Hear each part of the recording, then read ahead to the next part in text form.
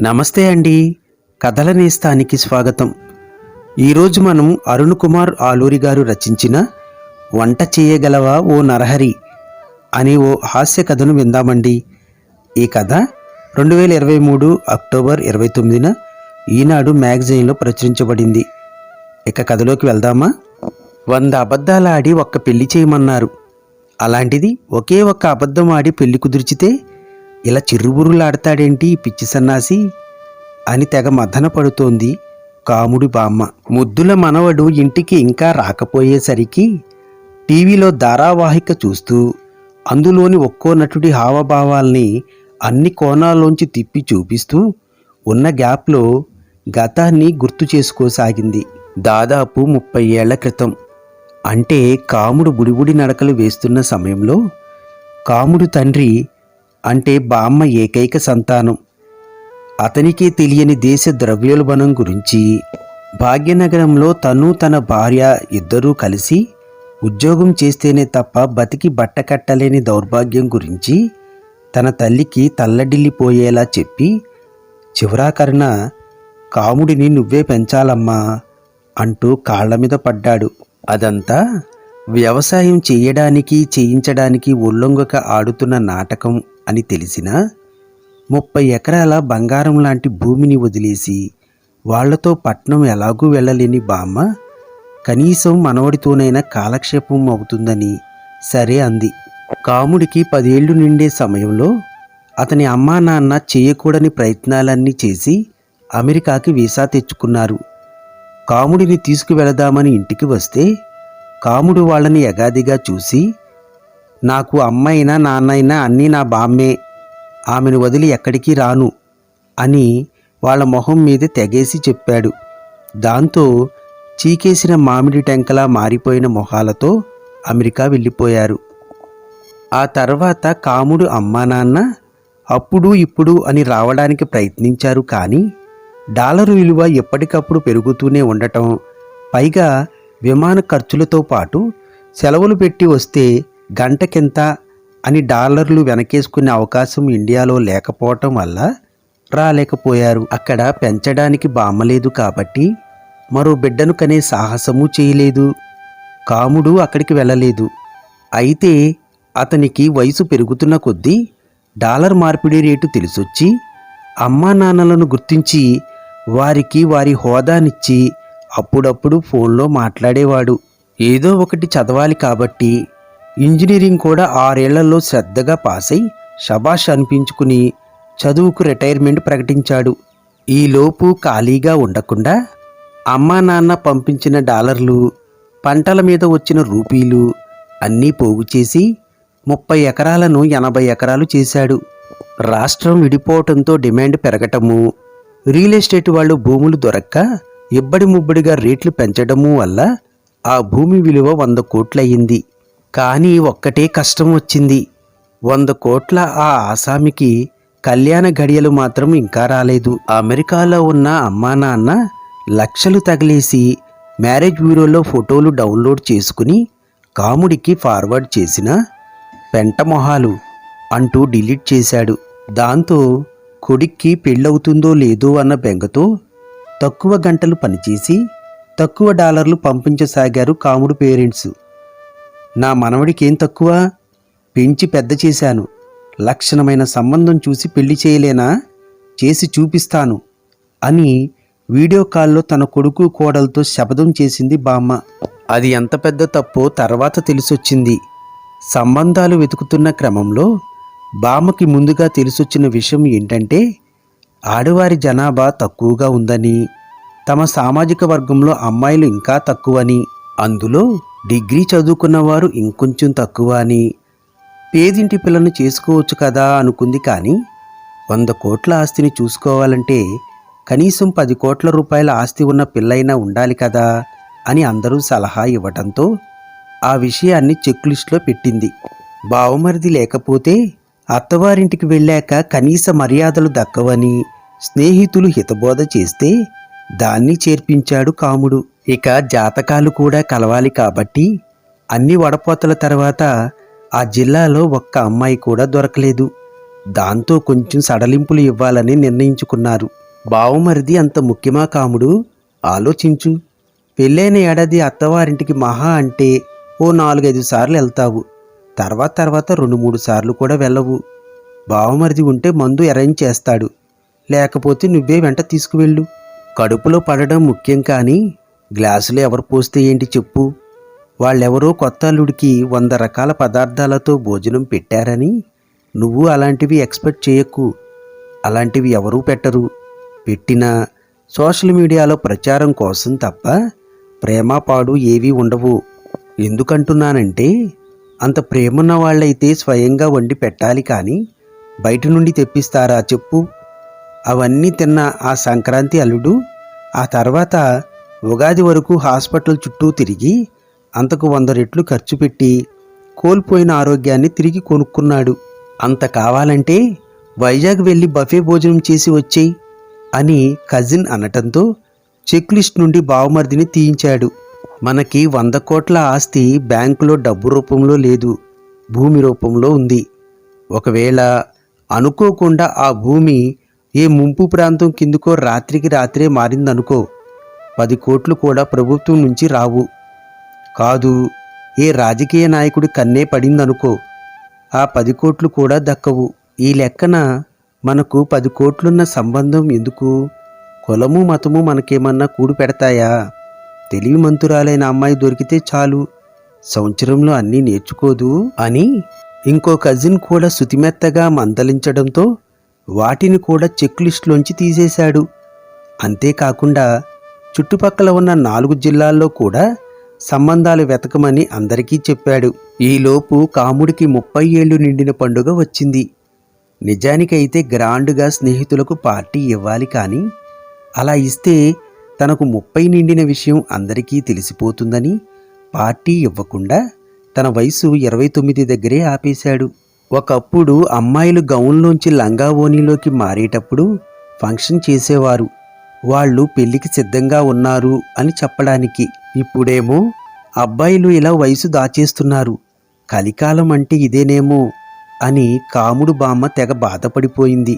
చిన్నప్పటి నుండి క్రమం తప్పకుండా పుట్టినరోజును జరుపుకునే పిల్లాడు మొదటిసారి కేకు కొయ్యిపోయేసరికి ఇంట్లోనే గుట్టి చప్పుడు కాకుండా పాయసం చేసి పెట్టి బర్త్డే సంబరాన్ని మామ అనిపించింది.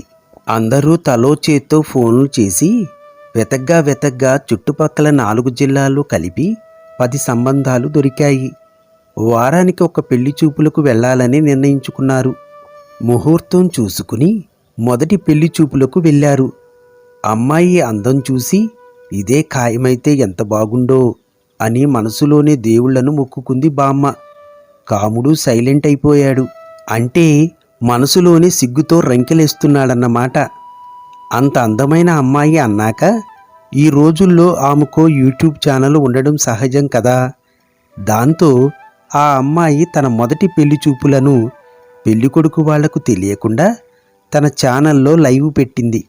తన స్నేహితులకు కెమెరా ఇచ్చి పెళ్ళికొడుకును దొంగచాటుగా చూపించమంది. వాళ్ళు కూడా తెగ ఉత్సాహంగా ఫీల్ అయ్యి అలాగే చేశారు. దగ్గరగా వెళ్ళి ఇంకా బాగా చూపించమని సబ్స్క్రైబర్లు కామెంట్లో కోరటంతో తన మునుపటి లైవ్ కన్నా ఈ వీడియోకి ఎక్కువ వ్యూస్ వస్తుండటంతో ఆ అమ్మాయి సంతోషం తట్టుకోలేకపోయింది. కాసేపటికి కాముడిని పెళ్లికూతుర్ని మాట్లాడుకోవడానికి డాబా మీదికి పంపించారు. అప్పుడు పెళ్ళికొడుకుని లైవ్లో అందరికీ దగ్గర నుండి చూపించింది. అప్పుడు మొదలైంది అసలు సమస్య. పెద్ద కలర్ కాదని ఒకడు, పెద్ద హైట్ కాదని ఇంకొకడు, డబ్బు కోసం వాడిని చేసుకోవద్దు చెల్లెమ్మా అని మరొకడు, పోయి పొలం దున్నుకునేవాడిని చేసుకుంటావా అని ఇంకొకడు కామెంట్లు పెట్టారు. ఇదిలా ఉండగా కాముడు ఉరఫ్ కామేశ్వరం, ఇందాకడిచ్చిన టీ బాగుంది, మీరే చేశారా అని అడగకూడని ప్రశ్న ఒకటి అడిగాడు. దాంతో పెళ్లి కూతురు షాక్ అయ్యింది. ఆమె ఫాలోవర్లు హర్ట్ అయ్యారు. ఆడదంటే టీలు చేసిచ్చే వెండింగ్ మిషన్ అనుకున్నావా అని ఒకడు, ఇప్పుడే ఇంత మాట అన్నాడంటే రేపొద్దున పెళ్ళయ్యాక వంటింట్లో కట్టేసి పిండి రుబ్బిస్తాడేమో అని ఇంకొకడు వరుస పెట్టి కామెంట్లు చేసుకుంటూ వెళ్తున్నారు. లోకం ఇంత అడ్వాన్స్డ్గా ఆలోచిస్తుంటే ఇతనేంటి ఇంత మూర్ఖంగా ఉన్నాడు అని కుమిలిపోయి, నేను హిందీ సినిమా డీడీఎల్ హీరోయిన్ కాజోల్ను ఆదర్శంగా తీసుకున్నాను. జీవితంలో వంట చేయను, అసలు వంటింట్లోకి వెళ్ళను, నన్ను వంట మనిషిని చేయాలనుకున్న నిన్ను రిజెక్ట్ చేస్తున్నాను అనేసి వెళ్ళిపోయింది పెళ్ళికూతురు. ఆమె అలా ఎందుకు ప్రవర్తించిందో ఇంటికి వచ్చాక కూడా కాముడికి అర్థం కాలేదు. ఫాలోవర్ల ముందు వీరవనితిగా పేరు తెచ్చుకునేందుకు అంత సాహసం చేసి ఉంటుందని నేటి తరం అమ్మాయిల్ని చూస్తున్న కజిన్స్ ఒక అంచనాకి వచ్చారు. రెండో పెళ్లి చూపులకు వెళ్ళారు. ఈమెకు యూట్యూబ్లో ఛానల్ లేదు, కానీ ఇన్స్టాగ్రామ్లో రీల్స్ చేస్తుందట. కాబట్టి పెళ్లిలో ఒక 100 రీల్స్ చేయడానికి స్క్రిప్ట్లు రెడీ చేసి పెట్టుకుంది. అలాగే తన స్నేహితులు మండపంలో ఎక్కడ పడితే అక్కడ రీల్స్ చేసుకోవడానికి ఒక్కొక్కరికి 10,000 చొప్పున స్లాట్ అమ్మి పర్మిషన్ కూడా ఇచ్చిందట. అంతేకాకుండా పెళ్ళి అయ్యాక తను రీల్స్ చేసుకోవడానికి ఎవరూ అభ్యంతరం చెప్పకూడదని, దాంతోపాటు కాముడు కూడా రోజు 2 గంటల సమయం కేటాయించి తనతో పాటు రీల్స్లో నటించాలని కండిషన్లు పెట్టింది. అందులో రొమాంటిక్ రీల్స్కి ఎక్కువ వ్యూస్ వస్తాయి కాబట్టి అలాంటివి కూడా చేయాల్సి వస్తుందని, వాటిని చూసి సహజంగా స్నేహితులు బంధువులు అవాక్ అవుతారు కాబట్టి వాళ్లను నువ్వే మేనేజ్ చెయ్యాలని కూడా చెవిలో చెప్పింది. దాంతో వెళ్ళిన దారినే తిన్నగా ఇంటికి వచ్చారు. మరో పెళ్లి చూపుల్లో అమ్మాయిని కాలు కింద పెట్టనీయకుండా గారాబంగా పెంచాం. ఏ పని చేయదు, పని మనుషులను పెట్టి అన్నీ మీరే చేయించుకోవాలి అని. ఇంకో దాంట్లో అమ్మాయికి పిల్లలను కనడం పెంచడం అస్సలు ఇష్టం లేదు, సరోగసిలో వేరే అద్దె గర్భం ద్వారా అయితేనే ఈ సంబంధం ఖాయం చేసుకుందాం అని. మరో దాంట్లో పెళ్లికి ముందే మా అమ్మాయి పేరు మీద 25 ఎకరాలు రాసిస్తేనే ఒప్పుకుంటాం అని పెళ్లికి ముందే లెక్క పెట్టలేనన్ని చుక్కల్ని చూపించారు. ఇలా 9 సంబంధాలలో ఒక్కటి కూడా బామ్మకి కాముడికి నచ్చలేదు. దాంతో కాముడికి కళ్యాణ యోగం లేదా అని బామ్మకు దిగులు పట్టుకుంది. ఎలాగోలా 10వ సంబంధం ఖాయం చేసుకోవాలనుకుంది. యథాలాపంగా 10వ సంబంధం చూడడానికి వెళ్ళారు. ఈ అమ్మాయికి కనీసం ఫేస్బుక్ అకౌంట్ కూడా లేదని తెలిసి సంతోషించారు. 9 సంబంధాల్లో పెట్టిన కండిషన్స్ ఏవీ ఇక్కడ పెట్టకపోవడంతో బామ్మ మనసు కుదుటపడింది. అయితే అమ్మాయి తల్లి ఒక విషయం చెప్పి బాంబు పేల్చింది. అమ్మాయికి వంట రాదు, ఆ వాసనలు అస్సలు పడవు, అలా అని బయట ఫుడ్ కూడా తినదు, పనివాళ్లతో వంట చేయించడానికి వ్యతిరేకం, వాళ్ళు మారినప్పుడల్లా టేస్ట్ మారి అడ్జస్ట్ అవ్వాలంటే కష్టం, ఇంట్లో వాళ్లే వంట చేసి పెడతామని హామీ ఇస్తే ఈ సంబంధం ఓకే చేసుకుందాం. వంట విషయం పక్కన పెడితే మిగతా అన్ని పనులు తనే చేస్తుంది. వ్యవసాయం చేయించడంలో కూడా దిట్ట.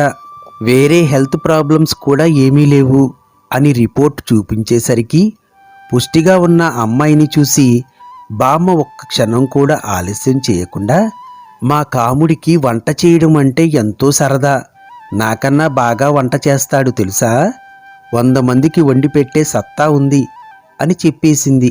పుట్టి బుద్ధెరిగిన నాటి నుంచి పొయ్యి కూడా ముట్టనీయకుండా పెంచిన బామ్మేనా ఇంత పెద్ద అబద్ధం ఆడింది అని కాముడు నోరెళ్లబెట్టి ఆశ్చర్యపోతుండగానే సంబంధం ఖాయం చేసుకుంది. ఇంటికొచ్చాక బామ్మ మీద గయ్యమన్నాడు కాముడు. నేను వంట చేయడం ఏంటి బామ్మ, కనీసం అన్నం కూడా వండడం రాదు, నేను వంట చెయ్యను అని తెగేసి చెప్పి మామిడి తోటకు వెళ్ళాడు. సీరియల్లోని గ్యాప్లో గతం గుర్తు చేసుకున్న బామ్మ మనవడి కోసం ఎదురు చూడసాగింది. కాసేపటికి కందగడ్డలా మారిన మొహంతో ఇంట్లోకి వచ్చిన కాముడితో తమ బంధుగణంలో ఇంకా పెళ్లి కాని ప్రసాదులు ఎంతమంది ఉన్నారో ఆరా తీసి చెప్పింది. గూగుల్లో, చివరికి ChatGPTలో వెతికినా కూడా దొరకని ఆ డేటాకి కాముడు నోరు తెరిచాడు. ఈ రోజుల్లో అమ్మాయిలు దొరకడమే గగనమైపోయింది. దాంతో డిమాండ్ పెరిగిపోయి వింత వింత కండిషన్లు పెడుతున్నారు. ఈ పిల్ల ఎంత లక్షణంగా ఉందో చూశావు కదా, ఒకే ఒక కండిషన్ పెట్టింది, అది తన వల్ల కాని పని కాబట్టి. ఈ రోజుల్లో ఆడామగా తేడా లేకుండా అందరూ అన్ని పనులు చేసుకుంటున్నారు. ఇద్దరూ ఉద్యోగం చేసేవాళ్ళైతే ఒక్కొక్కళ్ళు ఒక్కొక్క పూట వంట చేసుకుంటారు. అంతెందుకు, అమెరికాలో మీ అమ్మా నాన్న రోజుకొకరు చొప్పున వంతులు వేసుకుని మరీ వండుకు తింటున్నారు. నువ్వు ఈ ఒక్క వంట నేర్చుకుంటే నీ జీవితం గాడిన పడుతుంది నాయనా, ఆలోచించు అని చుబుకం పట్టుకుని బతిమాలింది. బామ్మ బతిమాలిందని కాదు గాని, ఇందాక తోటకు వెళ్ళినప్పుడు పుల్లటి మామిడికాయ కొరకగా నోటితో పాటు కాముడు మెదడులోనూ నీళ్లు ఊరాయి. దాంతో తెలిసిన వాళ్ళందరికీ ఫోన్ చేసి సర్వే చేస్తే పెళ్లి విషయంలో ఇప్పుడు అబ్బాయిలే కాంప్రమైజ్ అవ్వాల్సిన పరిస్థితి అని, లేకపోతే జీవితాంతం ఒంటరిగానే మిగిలిపోవాల్సి వస్తుందని ముక్తకంఠంతో చావు కబురు చల్లగా చెప్పారు. ఆ ముక్తకంఠంలో సాఫ్ట్వేర్ ఇంజనీర్లైన తన కజిన్లు, వారి స్నేహితులు, ప్రభుత్వ ఉద్యోగులు, వ్యాపారులు, చదువు ఉన్నవారు లేనివారు, ఆస్తి ఉన్నవారు లేనివారు, ఒక్క ముక్కలో చెప్పాలంటే కొత్తగా పెళ్ళైన సమస్త మగజాతి ఉంది. అప్పుడు కాముడు బుర్రలో చిన్న ఆలోచన మొలకెత్తింది. నిజంగా బ్రహ్మచారిలా బతకాల్సి వస్తే తనకు ఇతరులు చేసిన వంటలు నచ్చవు. బామ్మ మరో 10-20 ఏళ్ల తర్వాతైనా పండురాలక తప్పదు. అప్పుడైనా తన తిండి తాను వండుకోవాల్సిందే కదా. అదేదో ఇప్పట్నుంచే మొదలు పెడితే హాయిగా పెళ్లి కూడా అవుతుంది కదా అనుకున్నాడు. సరే బామ్మ, నీ ఇష్టం అనేసి బామ్మ కాళ్లకు దండం పెట్టి యూట్యూబ్లో వంటలు చేసే వీడియోలు వెతుక్కుంటూ కిచెన్లోకి అడుగుపెట్టాడు. మొదటి పాఠంగా అన్నం, టొమాటో కూర చేసి వీడియో కూడా తీసి కాబోయే శ్రీమతికి పంపించాడు. దాంతో అక్కడ అమ్మాయికి, ఇక్కడ బామ్మ ఆనందానికి అవధులు లేకుండా పోయాయి. కథ సమాప్తం. ఈ కథ మీకు నచ్చితే తప్పకుండా లైక్ చేయండి, షేర్ చేయండి. దయచేసి సబ్స్క్రైబ్ చేయడం మర్చిపోకండి. ధన్యవాదములు.